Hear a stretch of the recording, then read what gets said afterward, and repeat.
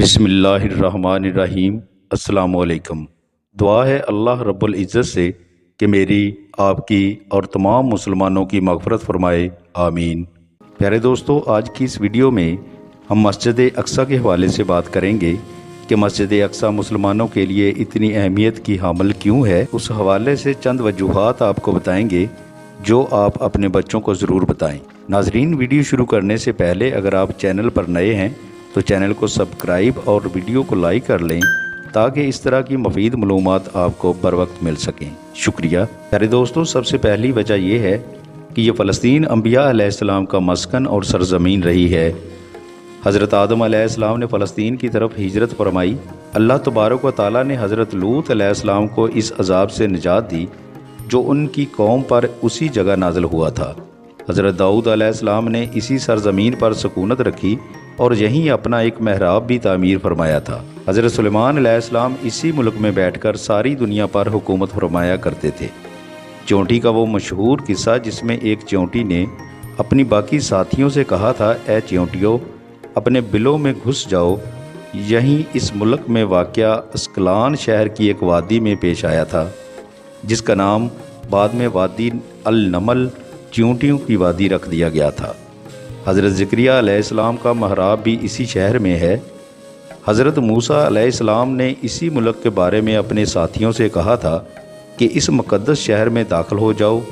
انہوں نے اس شہر کو مقدس، اس شہر کے شرک سے پاک ہونے اور انبیاء علیہ السلام کا مسکن ہونے کی وجہ سے کہا تھا۔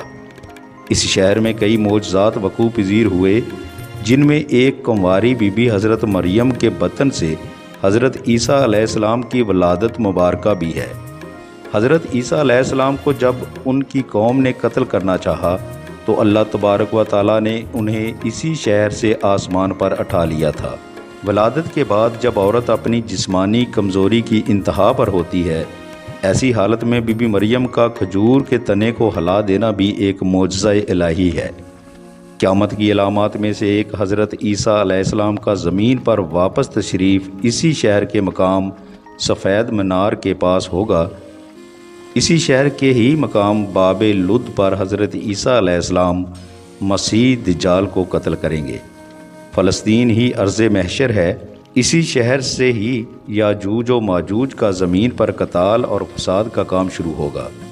اسی شہر میں وقوع پذیر ہونے والے قصوں میں سے ایک قصہ طالوت اور جالوت کا بھی ہے۔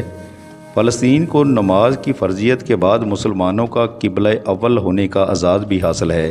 ہجرت کے بعد حضرت جبرائیل علیہ السلام دوران نماز ہی حکم ربی سے آقا علیہ السلام کو مسجد اقصیٰ یعنی فلسطین سے بیت اللہ کعبہ مشرفہ یعنی مکہ مکرمہ کی طرف رخ کرا گئے تھے۔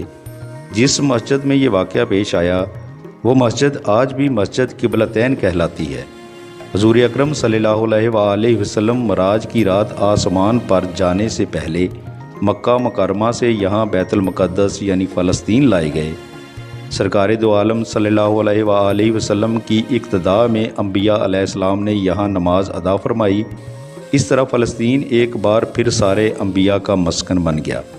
سیدنا ابو ذر کہتے ہیں کہ میں نے رسول اللہ صلی اللہ علیہ وآلہ وسلم سے عرض کیا کہ زمین پر سب سے پہلی مسجد کون سی بنائی گئی؟ تو آپ صلی اللہ علیہ وآلہ وسلم نے فرمایا کہ مسجد الحرام یعنی خانہ کعبہ۔ میں نے عرض کیا کہ پھر کون سی؟ آپ صلی اللہ علیہ وسلم نے فرمایا کہ مسجد الاقصیٰ یعنی بیت المقدس۔ میں نے پھر عرض کیا کہ ان دونوں کے درمیان کتنا فاصلہ تھا؟ آپ صلی اللہ علیہ وآلہ وسلم نے فرمایا کہ 40 برس کا، اور تو جہاں بھی نماز کا وقت پا لے وہیں نماز ادا کر لے، بس وہ مسجد ہی ہے۔ وصال حبیبنا صلی اللہ علیہ وآلہ وسلم کے بعد حضرت ابو بکر رضی اللہ تعالی عنہ کو ارتداد کے فتنہ اور دیگر کئی مشکلات سے نپٹنے کے لیے عسکری اور افرادی قوت کی اشد ضرورت کے باوجود بھی ارض شام یعنی فلسطین کی طرف آپ صلی اللہ علیہ وآلہ وسلم کا تیار کردہ لشکر بھیجنا بھی ایک ناقابل فراموش حقیقت ہے۔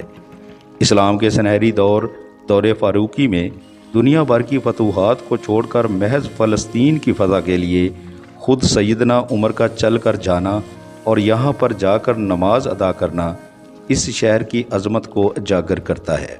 دوسری بار بین معراج کی رات بروز جمعہ 27 رجب 583 ہجری کو صلاح الدین ایوبی کے ہاتھوں اس شہر کا دوبارہ فتح ہونا بھی ایک نشانی ہے۔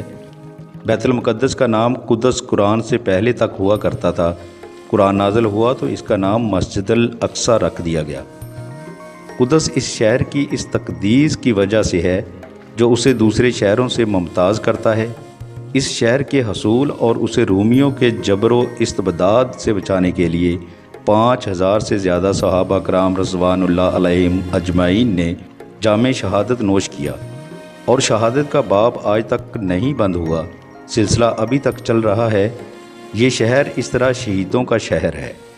مسجد الاقصیٰ اور بلاد شام کی اہمیت بالکل حرمین شریفین جیسی ہی ہے۔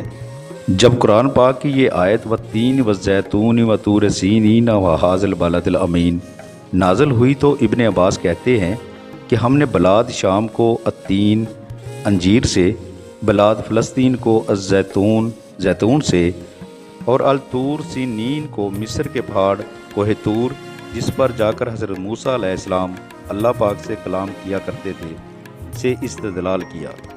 اور قرآن پاک کی ایک اور آیت میں یہ استدلال لیا گیا ہے کہ امت محمدیہ حقیقت میں اس مقدس سرزمین کی وارث ہے۔